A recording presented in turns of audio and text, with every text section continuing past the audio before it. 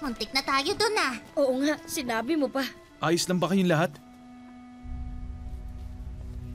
Ayoko na, hindi ko na kaya. Mukhang hindi ko kayang manirahan dito kung palagi na lang tayong nanganganib na makasagupa ang isa sa mga higanteng anakita na yon. Oo nga, tama. Yun ang sinasabi ko. naisip ko eh. Masyado na mapanganib. Ang lupaing ito ay pinangako sa atin ng Diyos. Pero nakita mo kung gaano kalaki ang mga taong yun. Hindi natin sila kayang talunin.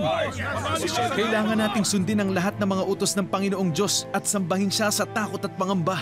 Hindi tayo pababayaan ng Panginoon. Sa lupaing ito, hindi tayo magugutom. Dito sagana sa trigo at sibada, pati mga ubasan at taniman.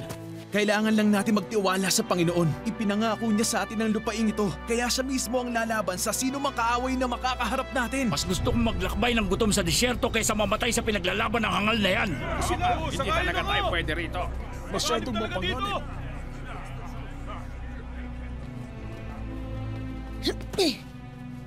Caleb, ang lalaki ng mga higante. Iniwan ka na ng mga kaibigan mo. Bakit matapang ka pa rin sa kabila ng lahat? Wala ito sa laki ng mga higanting kaharap natin. Kundi, kung gaano kalaki ang ating Diyos. Ikaw ba nagtataka kung bakit kami ni Josue hindi namin kasundo yung iba?